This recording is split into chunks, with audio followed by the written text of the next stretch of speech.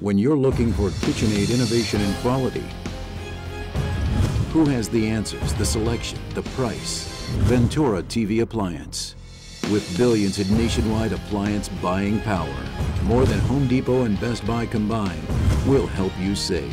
Our low prices on ENERGY STAR qualified KitchenAid appliances save you energy and money, and pay no interest on select models when paid in full within 12 months. Ventura TV Appliance, serving you since 1951. Hi, I'm John Malos. Welcome to this live edition of Connect with Me on the showroom floor at Ventura TV on this day. Today it's Ask an Expert. You are welcome to call in at 436-MeTV option 11. Do turn down the sound. Hey, we have an attorney in the house today. You may want to call in. Back in a moment.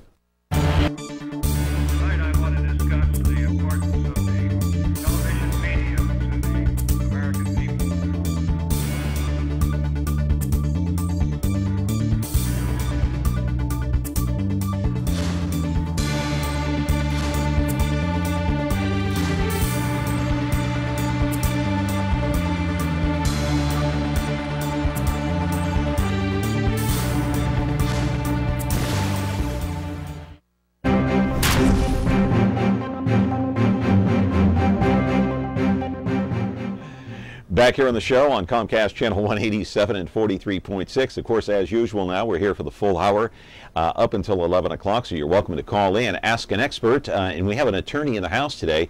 436-MeTV option 11. Do call in, do turn down the sound.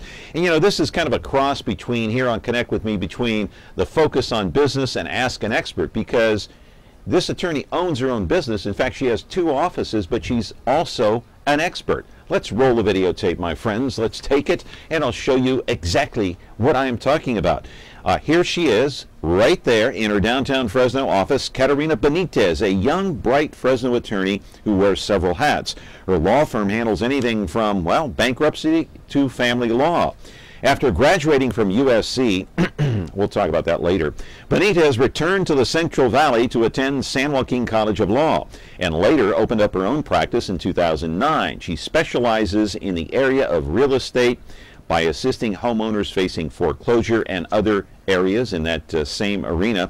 Keep in mind, last year some of the laws regarding bankruptcy also changed. She will talk about that, answer any of your questions, and if you are in that unfortunate situation, you may not know what to do. That's why she's here, by the way.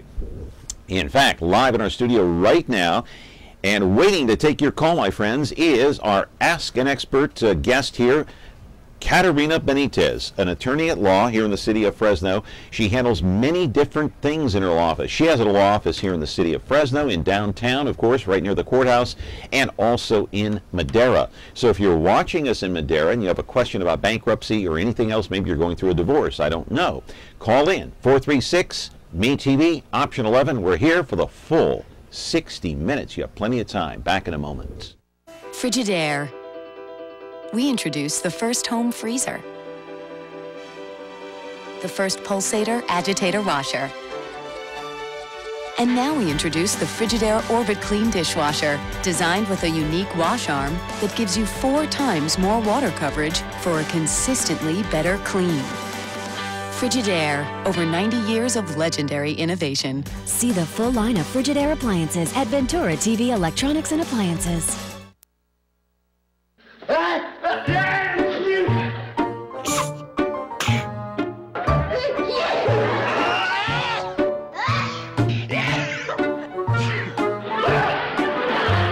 From now on, when I sneeze, I'll try to sneeze more friendly.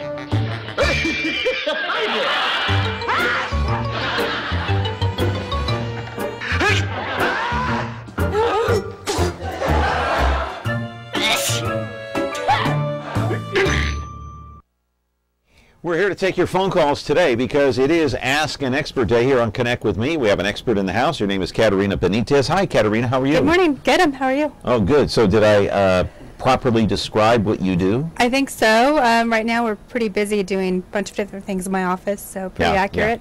Yeah. Hey, we have a phone call already. All right, great. Let's take it. Good morning. You're on Connect with Me. What's your question for our guest today? Hello, caller. Yes. Hello. Go ahead. My question is, she said that she does home to do with the housing. Anyways, does she do anything to deal with mobile homes? I do. Mobile homes, yes, I do. I handle landlord and tenant issues related to mobile homes. I actually had a pretty good case within the last year regarding a mobile home tenancy where I represented a tenant in a mobile home who successfully defeated the mobile home landlord, and it went up to appeal. It just came back down to the state court level, and we received a pretty significant judgment from my client. And what did that lawsuit entail? It was a mobile home resident who was wrongfully evicted from the property. So that's, what were they claiming at the time? The mobile home they were trying to evict my client several times for several different violations, or alleged violations, let's put it that way. Right, several contractual violations, so we took it to trial, which isn't normal. Usually mobile home trials are, no more than an hour, but this one lasted a couple of days, which was Hey, I've always wanted to ask this, being in the media, because when you I've covered so many different types of stories, dealing with crime, dealing with people going to court, and I have found, or I've been told, if you use the word alleged, they can't come back and sue you. Why is that? What does the term alleged have to do with keeping a lawsuit away from the media? Alleged, it leaves it pretty open-ended. It doesn't pinpoint any particular person, any particular thing. So I think that's why it creates a lot of scrutiny, I think, when you use the word alleged. All right, got another call coming in. Good morning, you're on Connect with Me. Go ahead, caller. Whoops, you were there. So I can use the word alleged. And you can, we do it all the time. Yeah. But it keeps me out of court, even though I don't like using it. Because it's almost like a scapegoat for news journalists. Well, and I've used it many times in the past. But I'm just wondering why someone can't sue you if you use that word alleged. That's not true. I mean, we use alleged all the time in lawsuits that are active. So it doesn't mean that you can't get sued just because you use the word alleged. Right. Mm-hmm. So let me get this straight now. If it's a proper defense that something allegedly happened, one person is saying it did happen. The defense always says it's an allegation. It's not. There's no proof behind it. All right, we'll pick up on that in a moment. Good morning, caller. You're on the air with Caterina Benitez. What's your question? Mine is buying a mobile home that was previously belonged to someone else that went into. They condemned it, and we took it over, but there was no paperwork on it. I want to find out how that we could get paperwork on it stating that it's ours. Well, you would have to go through the DMV, I believe, the Department of Vehicles, because you have to register it. If it's actually a true mobile home, it's treated as a vehicle, so you'd have to register it with the state. Well, we don't have a plate on ours. Ours is a newer model. Okay. Then you would probably have to talk to someone from the State Department to figure out how to register the mobile home. Even though it doesn't have plates, it's still if it's mobile and it doesn't have a foundation, then it's considered a mobile home versus just a regular manufactured home. So you'd have to talk to somebody from the State Department to figure out how to deal with that for the registration. So if it doesn't have a foundation, a concrete foundation, it's considered a mobile home? Right, because it's movable without removing a part of the property that it sits on. Okay. How many of these cases do you deal with involving mobile homes? Quite a few? No, they're pretty rare. Really? Usually mobile home parks have pretty strict regulations. There is a separate set of mobile home codes. It's different from residential housing codes, so they're pretty rare. Right. But I do get a call every now and then. Caterina Benitez is here. She is an attorney, and she's here to answer any questions regarding bankruptcy, homeowners. If you're involved in family law, you're going through a divorce, she also does that. What else do you cover besides that? That's pretty much it. It keeps me pretty busy. Usually the home ownership stuff trails off to also foreclosure issues. I deal with a lot of those still, even though the foreclosure crisis is pretty much over at this point. I still get a lot of calls for that. What do you mean the foreclosure are pretty much over? Based on the market right now, it looks like home ownership's going up. So because of that, there aren't as many people facing foreclosure as there were, a couple of years ago. So that part of it's gone down in terms of the foreclosure part. People are still dealing with mortgage payments, loan servicers, trying to haggle with their lender. Those are still common issues. Yeah. Payments that are not getting credited correctly, those still happen. Yeah, and you still have to deal with property issues if you go through a divorce. Right. Not you right. personally, I'm talking about your client. Right. If you're dealing with a divorce, and how is that to handle? It gets tricky. It does get expensive because a lot of times the parties, if they hire attorneys to fight over the property issues, sometimes people have to make sure that that property is really worth fighting over. Especially right now, if there are houses that are still underwater, it may not be worth. You're going to pay more money fighting over it than what the property is actually worth. Yeah. And a lot of times, a lot of the divorces end up in bankruptcy because of property issues. Is that right? Yeah. Yeah. Okay, so if someone is going through a divorce and they have a house and they have children, now they have custody issues, what does it normally cost? Let's talk a little bit about the cost issues. It varies between attorneys. I mean, it could be anywhere. If it's something simple, you're probably looking at about $1,000, but that's a basic, simple case. I mean, I know people have spent $20,000 or more just fighting over custody issues, property issues, because they never seem to end. $20,000 on each side? Well, probably. I mean, it depends on the case. Every case is a little bit different because every court appearance is going to cost money. Every paperwork preparation time is going to cost money. Every phone call costs money. Phone calls cost money. You know, if you have parties that are represented by attorneys, sometimes that will cost extra money if they set up meetings trying to get things resolved. And so it just depends on how much people are fighting. I mean, that's what really costs a lot of money, is going back and forth, fighting everything out. Right. Okay. We're talking with Caterina Benitez. She is an attorney. She deals with family law, bankruptcy as well. She's here to take your phone calls, answer any questions you might have. 436-MeTV option 11. If you're going through any of these crises and you need some advice, call in and she will answer your questions. We're back. When you like Ventura TV Appliance on Facebook, it's nice. But when you love the Whirlpool appliances we deliver, it's even better. Our website is cool, and it's a good place to start. But you really should touch the merchandise before you buy. Touch the new Whirlpool Ice Collection. It offers a modern style made to create an inspiring kitchen experience. Save big on this Whirlpool Black Ice or White Ice kitchen. Come in to Ventura TV Appliance and touch the merchandise today.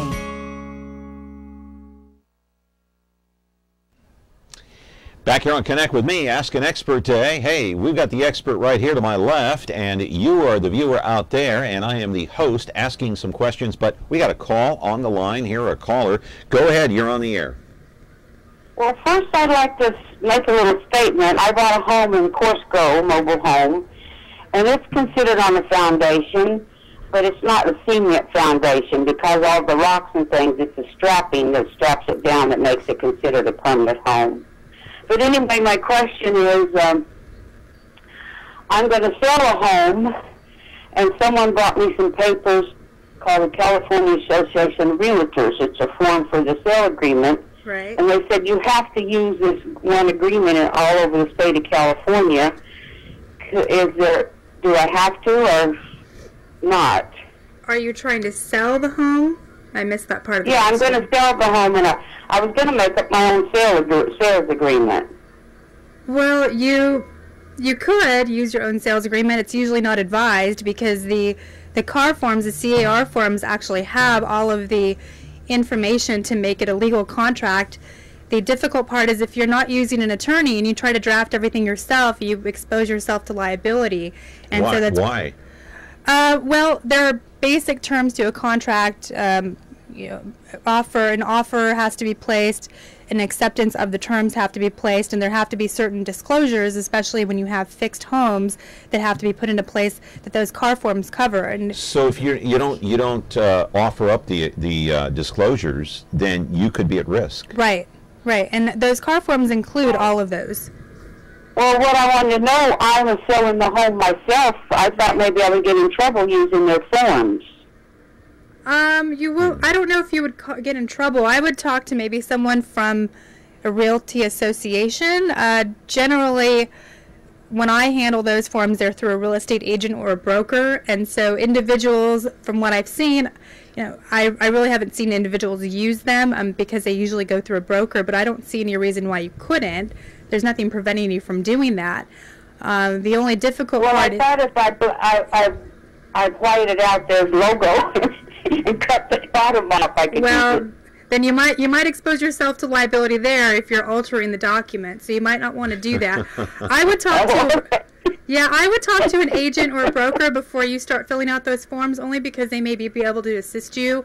There may be some things that you I've had some bring me some papers, and they were agents, but I still am leery about using other people's forms. Right, and that's probably with good reason. So you might want to talk to them before you have them sign those papers. Yeah.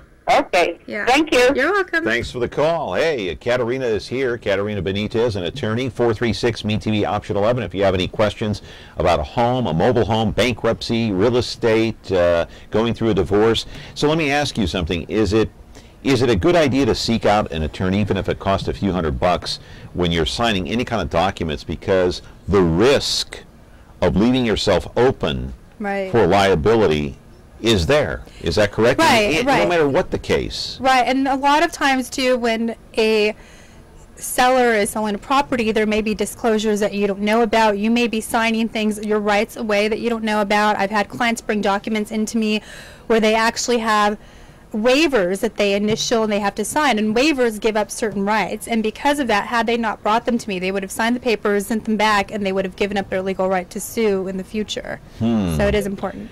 Caller, you're on the air. Go ahead, your question.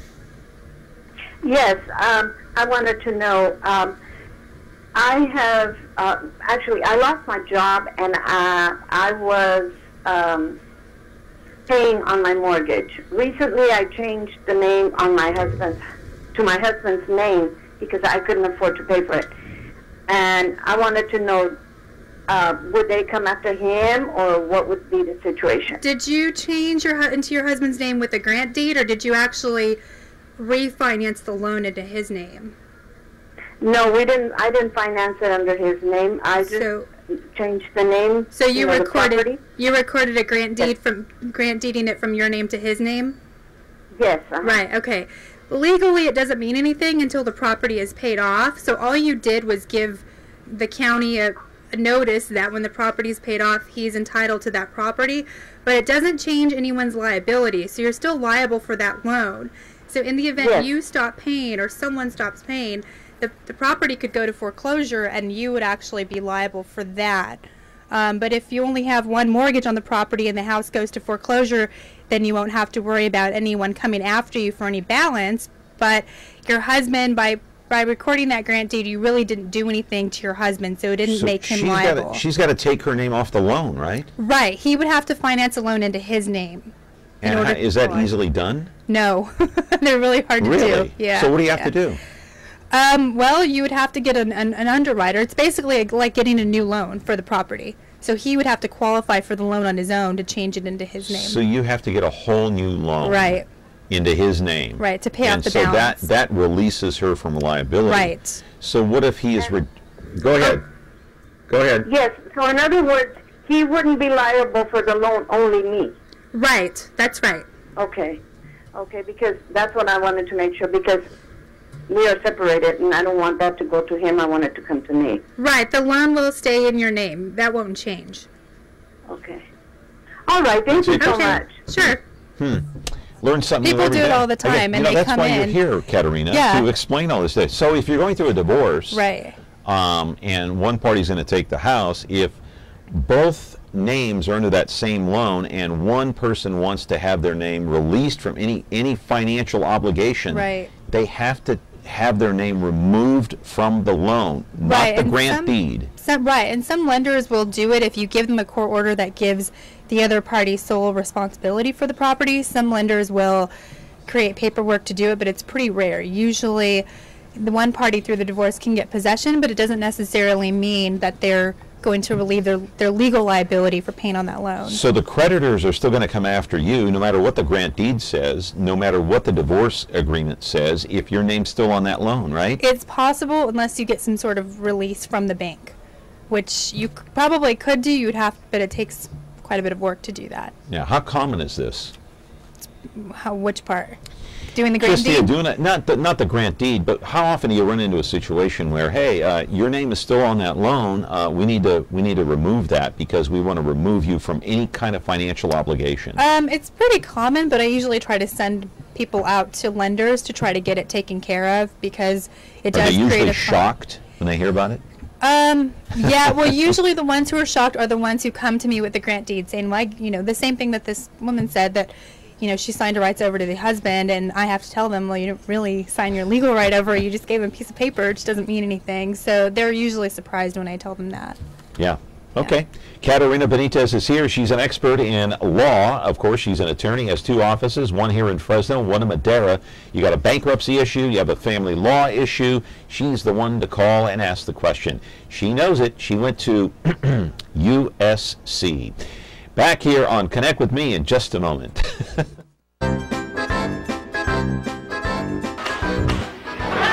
Don't you ever hit me again!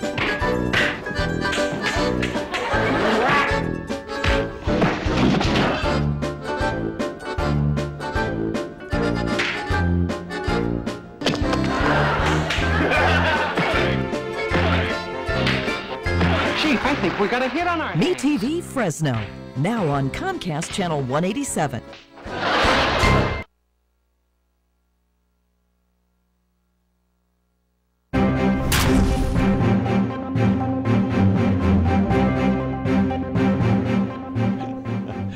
Back here on Connect with Me, and trying to yuck it up here a little bit and have some fun, and also get your questions answered out there, because it is Ask an Expert Day. This could be a business day too. You know that, Caterina? So tell me about your business and how you got started. You're young. How old are you? Like 20? I'm in my 30s. So how did you end up going to USC? I want to know. I went there for undergrad, and then I came back here, went to law school at San Joaquin, and worked for a few attorneys during law school and after, and then I ended up just kind of starting my own office on a whim, and it's taken off so far. Yeah. But I started out doing a lot of foreclosure issues about 5 years ago when the foreclosure crisis started. A lot of people didn't really know where to go, so I kind of started dealing with them because no one else was. And then from there, I started doing a little bit more of family law and bankruptcy because they were offshoots of the foreclosure issues that I was dealing with. And I thought, oh, I'll just do this for a year and things will kind of die down. And then they just got busier. So I stuck around. I stuck to it. And so that's where we've been. And then I opened up my office in Madera. I share office space with another attorney there who's been there for a while, about a little over a year ago. So it's kept me busy. I want to talk a little bit more about that USC thing in a moment here. We've got a call coming in. Good morning. You're on the air. Go ahead, caller. I wanted to find out, I'm a disabled person, and I receive SSI, and I wanted to find out if there's any way possible to discharge student loans. It depends. If your student loan, if you can no longer use it because of your disability, it's possible, but you do have to be current on your student loan payments. If you're behind, you may not be able to discharge them. There are pretty rare cases where student loans are dischargeable, and depending on your disability and whether or not it affects the purpose of which you acquired the student loan, you may or may not be able to do it. So I guess I'm sorry? I was told that I was not allowed to include it in bankruptcy in 2002, which started in 2001, because the laws changed right then, and I found out that that was not correct at the time. Well, the laws changed in 2005, so it made it a little bit more difficult to file bankruptcy. There have been some actions by bankruptcy attorneys trying to lobby student loan issues because they are pretty big issues regarding people filing bankruptcy and their connection to student loan debt. So that is still kind of an ongoing topic, but right now it's not easy to get rid of student loans. It's pretty rare that they actually get discharged in a bankruptcy, and that you don't have to continue paying them, regardless of what chapter you file under. Yeah, it's just really frustrating because we already live below the poverty level. Yeah. Yeah. And then these guys are going, well, we're going to get to your Social Security, and I was going, great. Now I'm not even going to be able to eat. Well, I mean, if your student loan issue is the only issue that you have, you may be able to try to negotiate some sort of reduced payment, especially if you're on SSI. But if you have other debt, usually student loans aren't the only debt that people have, then you might want to consider filing bankruptcy again if you filed in 2002. You'd be eligible to file again. Okay, I appreciate the advice. Sure. Thank you. So what I got out of that conversation just now is that just because you file for bankruptcy doesn't relieve you from those student loan obligations. Right, and there's been a lot of work by a lot of bankruptcy attorneys around the country trying to get that to change because many people are in debt because of student loans. But wouldn't people abuse the system then? If that were the case, file for bankruptcy and I get rid of my loan and then come back in 7 years, I'll be sitting pretty. Well, I think that's part of the reason why it hasn't gone through is the fear of abuse, and that's why the bankruptcy codes were changed in 2005 because people were abusing the bankruptcy system. Everybody was filing regardless of how much money they made. So now they've made it stricter to do that. Yeah. But I don't know. I mean, I know many people who have student loans, and that's not their only debt, but getting rid of that debt would be a huge relief for them because the student loan debt is not making them a bunch of money. Having that student loan, it's actually weighing them down and ruining their credit. Yeah. So. Hey, a lot of calls coming in today. Another one coming in for Caterina. Good morning. You're on the air. Your question, caller. Hey, caller, are you there? Caller? You need to turn down your TV set. I'll give you like a moment to do that. Are you still there? Hello? Gone? Hello? Gone? I'm here. Yeah. You need to turn the sound down on your TV set. Hello? Okay. Bad connection. Try calling back. No, we can't hear you. Go ahead and cut it off. Sorry, bad connection. We couldn't hear you. Try calling back and make sure and turn down the sound on your TV set or you're going to get feedback. It's going to sound horrible. You won't be able to hear us. And, of course, Caterina wants to hear your question because that's why she's here. So getting back to the student loans, can they actually go after your retirement, your Social Security, STRS or PERS or any of it? Depending on how they acquire the judgment, they would have to file a lawsuit first and then they'd have to enforce the judgment. But there's a way to prevent your government benefits from getting hit or even your income if you're below a certain level. You can file what's called a claim of exemption if a lawsuit does get filed and a judgment is rendered. That may prevent them from being able to collect from you. So what a claim of exemption from what? It's a form that you fill out and you send to the sheriff's department if in fact they try to enforce their judgment and get money from your bank account or from your wages. That's a way to do it. But do you have to be below a certain level of income? I can't remember, there's a list of things that you have to meet, at least one of them, in order to be able to be exempt, your funds to be exempt from collection. Yeah. So it protects your money so you're not starving because of you having to pay student loan bills. And you got other bills to pay too. All right, we got another call coming in here on Connect with Me. It's 436 MeTV option 11. Hey caller, if you're there, turn down the sound before we get you on the air. Are you there, caller? Yes. Yeah, can you hear us? You got to turn down the sound on your TV. Yeah, I did. Okay, go ahead, quick. Yeah, I wanted to call in about a medical malpractice. Go ahead. And I need to know how long you have to file that. And it was something he did illegally to me without my permission. And then he didn't even report what he did in the computer. And I also went to dialysis and they found it. And another surgeon found a fistula done into my arm for dialysis. And it was a surgeon that I was going to, but they suggested I go to this one to get a removal done because a little piece was left in there. And we discussed about getting the fistula, but I never gave him permission.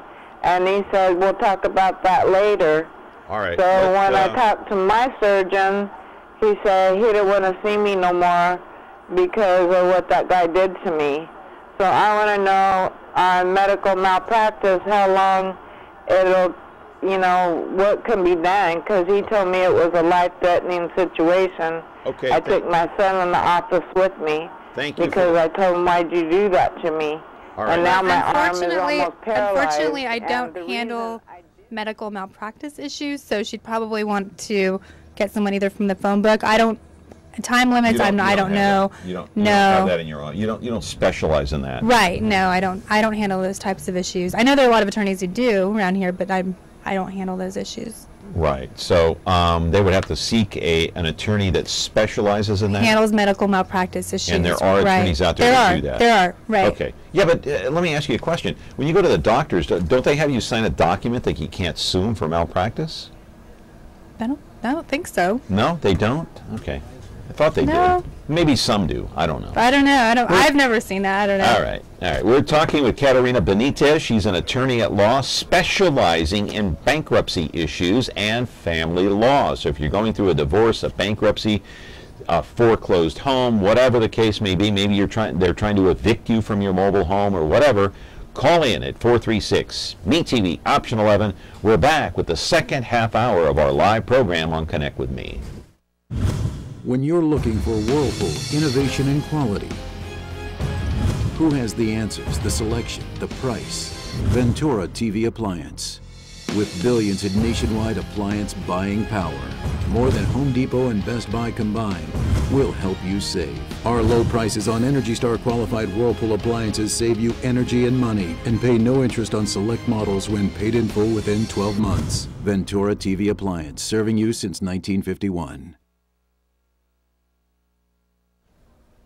Back here on Connect with Me, and you are watching us live here on Comcast 187 43.6 Ask an Expert Day. Let's put up that disclaimer because this could be a business segment as well. We need to ask Caterina about her business. We already have to a certain extent, but we are here because she is an expert. And we are here today talking to you and answering your questions because Caterina has been an attorney for a few years now, and we want to focus on that and focus a little bit on her business as well. She's been in business since 2009. You went to USC, and so I understand you charge double, maybe triple, maybe quadruple for all those USC haters. For UCLA fans. For UCLA fans. Yeah, you do. Yeah, right. And Stanford fans. Right. Well, and come August, probably Fresno State fans too. We have the first really? game. Charge them double? Well, we have the first game, Fresno State USC game, the first opening. And you're game. rooting for? I have to sit on the USC side. Yeah. Yeah. Traitor. Yeah. My parents sit on the Fresno State side. We've already coordinated this. So. Okay, caller, you're on the air with Caterina Benitez. Go ahead. Hello?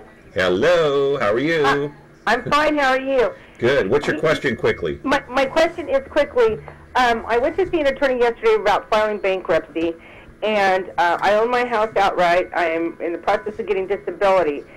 They said they will take my house. If I do not file and somebody puts a lien on your house, what are the things that happen with the lien? I mean, if there's a lien on your house, do you lien it until you sell it? I mean, do I have to file bankruptcy? Can I ask you a question? How much is your house worth? Yesterday the attorney told me it was 128. He said if my Social Security goes through, that'll give me 175,000. Okay, and I won't have to worry about that. Let's break it up here. Your house is worth 120, you said? He said yesterday when he looked it up, it was 128. Okay. I had a real estate agent look at it. It was 140. Okay, and then how much is the lien on the property? I don't have any liens right now. Oh, okay. Okay. How old are you? I'm 52. Okay. Yeah, so you may not... Do you plan to file with a spouse or plan to file by yourself? I'm single, no kids. I plan to file by myself. Okay. Well, it really just depends. I mean, I guess I'd have to look at your property, too, just to make another assessment of the value. But you might be able to exempt the property value. Do you own it free and clear? You don't have any mortgages on the property right now? Yes, ma'am. Okay. It was gifted to me. It was gifted to me from my grandmother. So that may be correct. Depending on the true value, you may not be able to exempt most of it, which means the trustee would be able to take it based on your age. If you're over 55, it goes up. If you're over 65, then things change a little bit. But yeah, unfortunately, you may just have to wait. It doesn't mean you can never file bankruptcy, but you may have to wait till you get a little bit older to be able to protect the value of that home. Or, if in the next couple of years your home value goes down, you may want to reassess the bankruptcy situation because it may be a good time to file then. It may just be a waiting period. Okay, so actually my question was, because I only owe credit card debt. Right. I owe extensive credit card debt. Okay. My medical bills. But so if they put a lien on my house, can they make me sell my house? Well, if they put a lien on your house and you don't pay on the property, a couple of things could happen. The lien could just sit there and nothing may happen, or if there's some sort of judgment that they can enforce that causes a lien to be on your home, they could foreclose with that lien. So it just depends on what they decide to do. Okay, because my property taxes are up to par. Okay. Everything's been paid. But it does take a while for that to happen. So they can't just do it overnight. They can't just put a lien and sell your home. You'll actually have to get sued by the credit card companies before you. But can they force her to sell? They can't force you to sell, but if they put a judgment on the property, if the judgment is converted to a lien, then it depends. A lien, like I said, the lien may just sit there forever until you decide to sell the home, and then that lien will get paid off in the sale. Well, I actually plan on dying there. So, well, I mean, then it's true. So then they can't touch her. Possibly, but possibly not. I mean, it's hard to say depending on what they decide to do. Yeah, I mean, they could put all kinds of liens on her, but if she doesn't sell, then they're not going to get their money. Right. The lien will just sit there. It's tied to the property. If the property ever sells, then they get their money. If the property never sells, then they don't get their money. What if the lien is worth more than the house itself? It's pretty rare that they'll keep piling on the liens. They'll probably just try to sue her individually for that. Yeah. Okay, so what you're saying is the liens will just sit on the property until I'm okay. I think I understand. Sit on the property until you die, and then they can't touch you. I guess I don't know. That's what I'm getting out of it. Right, but there's also a chance that they could, if they want to, enforce their judgment and they want to tie it to the lien. Then at some point they may be able to foreclose, but that rarely happens. I won't say it never happens, but that's pretty rare. Yeah. That they would actually go through the process of foreclosing based on a lien, but it could happen legally. It could happen. Okay. Interesting. Yeah. Yeah, thank you so much. And Sure. I have to tell you, a friend of mine just called me and said, turn this channel on. It's just right up your alley. Oh, Yeah. thanks. So thank you so very much. I feel so much better. I'm almost in tears. Oh, thank you. Thank you for calling. I appreciate it. I'm glad you could answer her question. And so a lien means what exactly? A lien puts a blemish on your title report. So Does it go on your credit? It'll go on the credit before it becomes a lien, because if they're credit card debts, it's going to hit her credit before it's going to turn into a judgment, which they could convert into a lien. So her credit's probably going to be ruined. What does a lien mean? So they put a lien on somebody's house. What does that technically mean? So what that means is that's their way to enforce their money judgment. That's their way to pull their money out. But if she doesn't sell the house, they can't get their money. Well, they can't get blood out of a stone. Right, but they might also try to foreclose to collect on that money. So that's why it's possible. The house is paid off.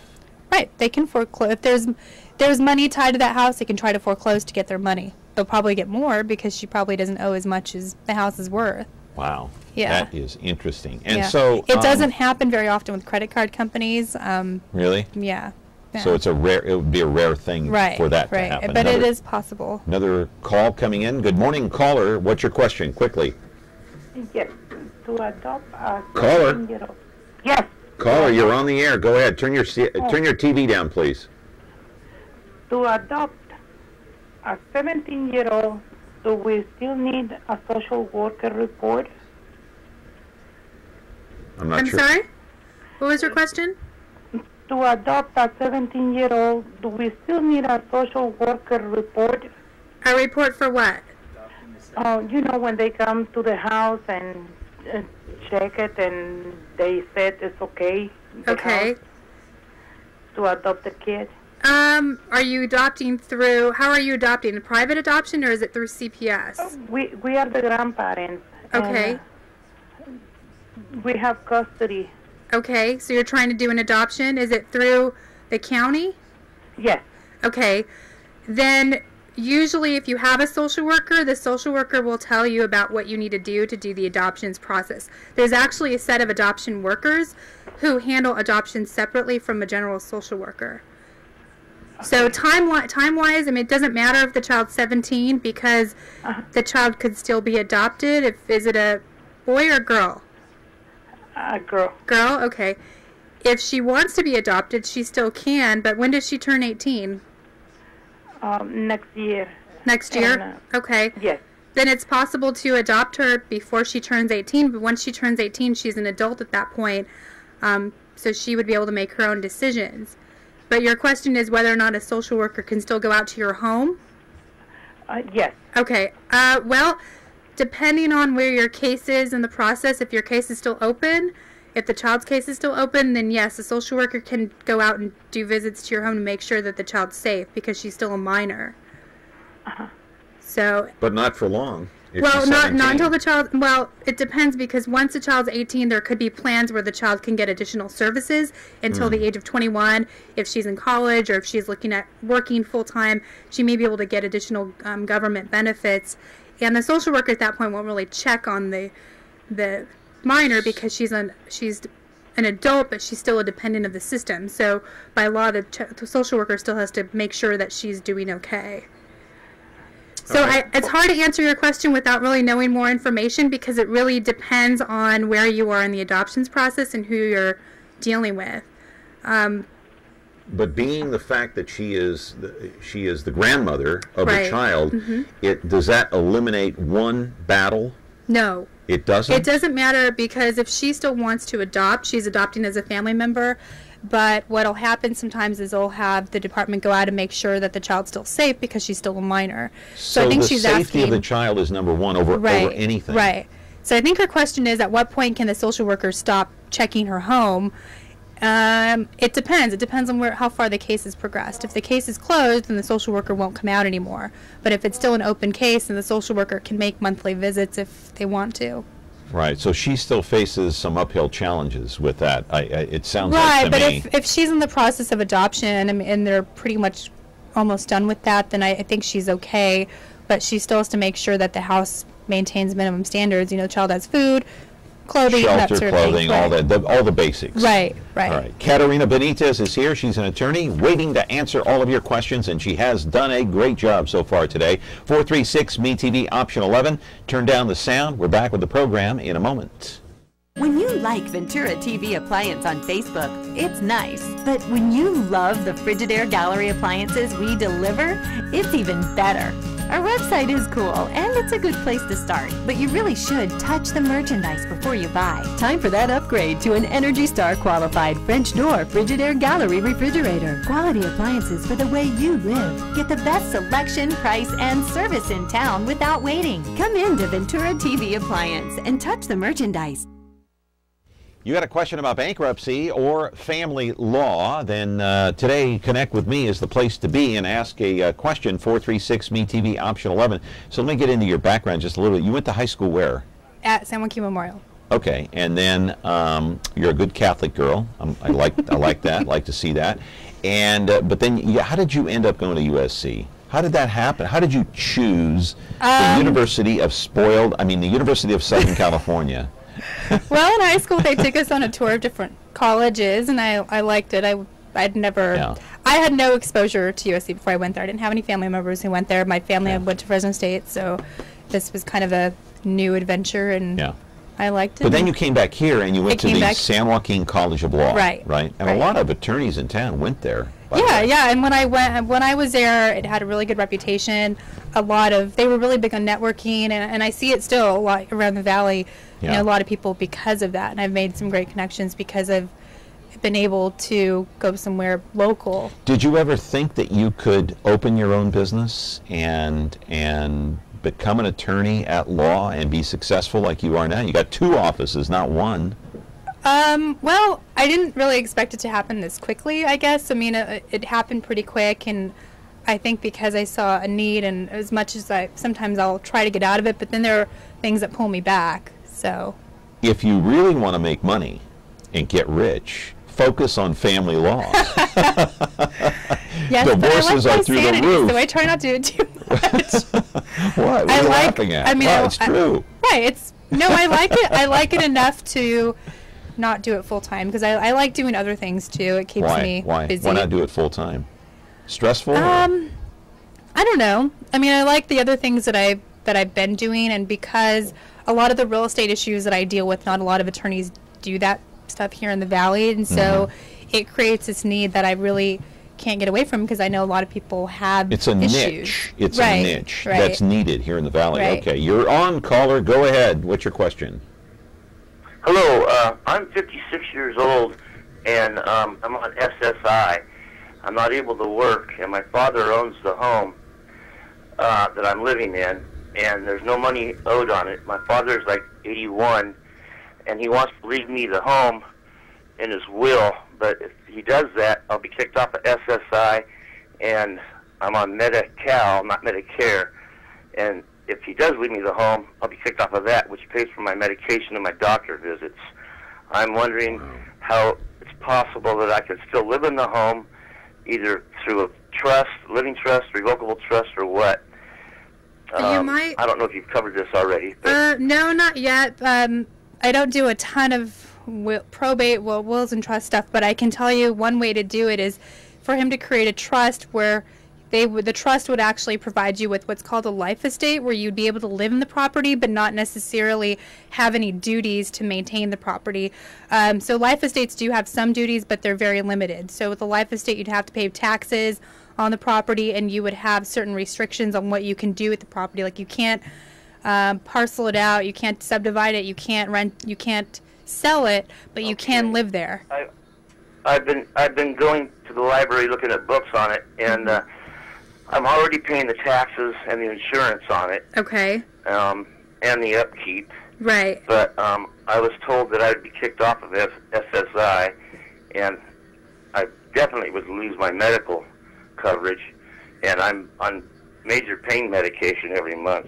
Right. And if I lose that, I'm sunk. Well, I think that's if they give you the property outright. But if he creates a trust and has someone else as a trustee and only provides you with a life estate, my initial thought is that you wouldn't lose those benefits. But offhand, I haven't really dealt with too many of those issues, so I can't really tell you with 100% certainty that that's what it would be. But my guess would be that he would have to create a life estate so you can still live there and get the benefits of living there, but not actually become an owner of the property. Okay. Name somebody else as a trustee? Right. Do you have any other family members that he can... Yes. Okay. Yes. Do you have siblings? Brothers and sisters? Yes. Okay. Then you may be able to, go in together and get a will and a trust created together, and that trust can provide you with a life estate and provide the other siblings with other duties. That way you're not on the hook for that property, and that property doesn't get converted into your name. Okay. Well, thank you very much. I sure appreciate it, because I've really been sweating this out.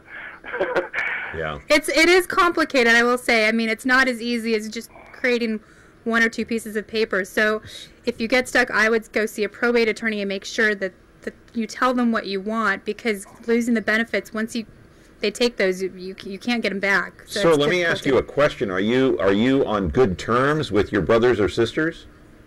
Oh, yes, we're on really good terms. Oh, that's good. That's good. That can create a problem, right? Right, it can. That's a lot of fighting comes in. Yeah. Yeah, they own their own home, so they wouldn't want to live here anyway. This is not that great of a house, but... Yeah. But that is a possibility, to give you a life estate and give them the remainder, so that way, if you do pass away or decide you don't want to live there anymore, the property would revert to one of them or all of them, so that way the benefits for you are not taken. But he could not sell the property. Right, that's one of the restrictions. And he couldn't rent it out. He can't, well, no, usually no. By creating a life estate, you can't rent it out. You would have to live there for the duration of your own life. Yeah. Okay, and so where would the money... Go ahead. I couldn't afford to move anyway. Yeah, so that may be the best way to go. Okay. All right. Well, thank you very much. welcome. I sure appreciate your show. Sure. All right. Thank you much, caller. So if the home was sold after his father passes away, and he sets it up like would you call it a life trust? Life estate. Life estate. It wouldn't be if the property were sold. If the property were sold, then the life estate would go away. Well, let's say it was set up that way. His father had passed away. Now he's living there. It's a life estate, and then suddenly the home is sold through the trust. Does he get any of the profits from the sale? Depends on the way the trust is created.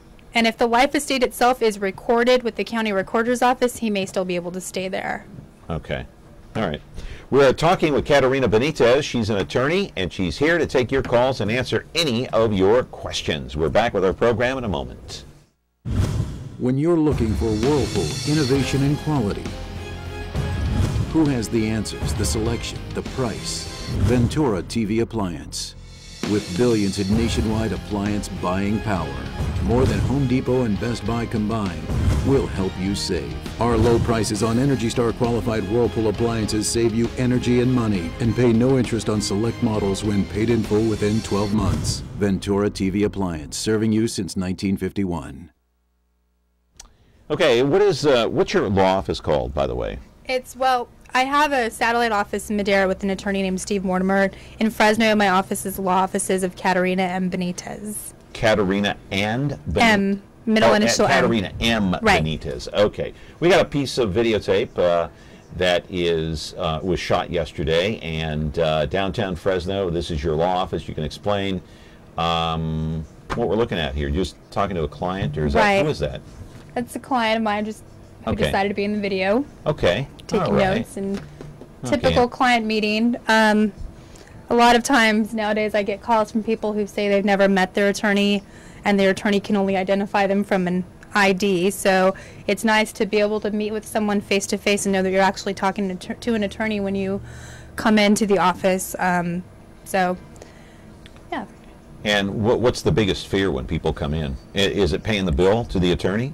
No, I think it's just the unknown. A lot of people come in just having, mainly with bankruptcy clients, their fear is not being able to pay their bills. And so they come in kind of as a last resort and they feel guilty about it. And so one of my jobs is to make sure that they don't feel guilty about not paying their bills, because corporations do it all the time. And when I explain it to them kind of in a global perspective, I think it kind of relieves their, $1,000 in medical debt. They decide that that's not really a big deal. But how do you make money off the client if they can't even afford to pay some of their bills? How can they afford to pay you? Where does that fit in? Well, for some clients we have payment plans. For some clients we have flat fee plans. So it just depends. But how do they pay if they don't have the money? If they're in bankruptcy, let's say. They come up with the money to pay me.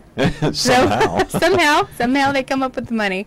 Yeah, but it's a necessary thing. If people need to file bankruptcy, they're better off hiring an attorney than, there are some paralegals who do it and do it well, but I've had many bankruptcy cases where I've had to fix because paralegals mess them up so bad, and they risk losing properties and they risk losing cars. So what's the advantage of going to an attorney like you, let's say? Well, you get more information with the document prepared. They cannot give you legal advice, so you don't know. Other than signing a piece of paper, you don't know what you're signing many times. You don't know what your legal rights are. You don't know what you're allowed to do, what you're not allowed to do. And so going to an attorney gives more people peace of mind. It's a lot better. And many times they come out feeling more comfortable than trying to go at it by themselves or going at it with just someone who prepared the paperwork for them. Yeah. And so you found this out quickly, I think, when you started your practice, right? Right, and even going to court. I mean, I have many clients who are terrified of just walking into a courtroom. So if I'm standing there with them, even if I say nothing, they're more comfortable that I'm there than having them just stand there by themselves, because it's terrifying. Go into somewhere unknown. There are many people who are there for the same reasons, but it's a scary process. So I try to walk people through that. Another call. Good morning, caller. Your question, please. Very little time left. Got to turn the sound down on your TV set. Kill it. Okay. All right. If you call in, turn down the sound before you call in, and then you'll hear us on the phone. We'll hear you. 436-MeTV, option 11. Your practice as an attorney, what, in your opinion, makes an attorney a successful one? Is it how they handle themselves in court? Is it knowing the law? Is it preparation? What is it? I think that's a big part of it. Preparation is a huge part of it. Making sure that you know your client's case and you know your client's situation is really a big part of it. Knowing the client, knowing what they're dealing with, understanding the process, I think is also another part of it, because your client wants their voice to be heard, and you're their voice. Because the client cannot always speak in court, they either are not asked questions or they don't want to, so you're their voice. And so it's really important to make sure that you represent them to the best of your ability. Do you speak Spanish? I do. You do? So do you have a lot of clients that come to you that speak very little, if any, English? I do. I have some who speak no English. I have some with nothing more than a 6th grade education come over here and they rely on me to do everything for them. And my staff speaks Spanish as well, and they help me a lot. So they help a lot with phone calls, things like that for when I'm not always in the office. So does it make a big difference how well you perform in court as well? How well you present your case to the judge? Right, and it does. And being professional is always a big part of it, making sure you know the law, because sometimes the judges have a lot to deal with. Their caseloads, especially in Fresno County, are very, very large. And so your job is really to educate them and make sure that they understand your client's situation, that it's more than just words on a piece of paper, that they're human beings.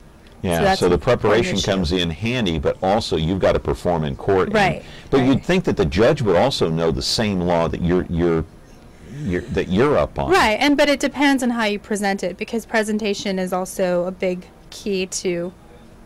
And how do you present your cases? What's theory number one? Well, knowing the facts of your client's case, because the law is going to be the law no matter what. I mean, the law is going to apply to every situation, but it applies in different parts. So the facts are always what make the law kind of supplement what's a winner or loser type of case. So it has to be a combination. You're taking the facts from the client's case and applying it to current law that's on the books that you can't change. Right, so we're bound by what current laws say, Right. All right, so we're talking with Caterina Benitez. She's an attorney at law, bankruptcy attorney. We've got, 3 minutes left here on Connect With Me. How would people get in touch with you if they want to? They can contact my phone, office phone. It's 559-472-7337. And that same phone number is for both offices. So if you call that office, we'll make an appointment for you in Fresno or Madera. Usually Madera 1 or 2 days a week. So yeah, and a website. Website is www.benitezlawfirm.com. It's BENITEZ lawfirm.com. Let's talk about family law just for a minute. We got a couple of minutes left. What's the biggest myth or misconception when people come in and they're getting a divorce and they come in to see you? I think it's that whoever files first is going to win automatically. Not true, right? It's not true. Not true. And I think a lot of, in custody cases, a lot of times fathers think because they're the father, they're not going to get any rights, and that's not necessarily true either. It's really fact-intensive. California is a community property state, which means it's 50-50. If you own a house, 50-50. If you own a bank account, 50-50. Is that correct? But there are exceptions. To what? To the community property rule. Right. And so explain that. Well, in 2 minutes. It's so hard to explain in 2 minutes, but the general rule is that if there's property that is acquired before marriage, it's presumed to be separate property, unless you have to prove that you acquired that before you got married. Usually you do, unless it's not contested, unless the other party says, "Yep, I agree, it's yours, you can have it." Yeah. So. And in custody issues, it's not a foregone conclusion that the mother is going to get custody. Is that true? Right, that's correct. And why is that? Is the law changed to a certain extent? No, it just depends on the facts. I mean, the law is going to be the law no matter what, but it doesn't favor one parent over the other. And does the court encourage joint legal and physical custody? Well, the court doesn't really encourage it, but the court does encourage communication, and it does encourage resolving issues outside of court, because coming into court, you have a judge who makes a decision about your child and knows nothing about your child. And or a decision about your property and knows nothing about your property. And knows nothing about how you acquired the property other than what you presented that judge. And so it's really important to try to resolve issues without having to go to trial and having to have a judge decide your life for you. But a lot of people end up having to go that route because they can't make decisions without somebody making them for them. They're stubborn, or they want to just continue that cat fight with their exes, right? Sometimes, yeah. Caterina, give the phone number one more time before we go. 559-472-7337. All right. You're very knowledgeable. Thank you for answering all the questions. That was very, very good. Excellent. Come back again. Okay. Yeah, sounds great. Thank you. Glad to have you. Caterina Benitez, she's an attorney at law here in the city of Fresno. That's going to do it for us today. Another edition coming your way on Comcast, channel 187 and 43.6 tomorrow. Have a good day.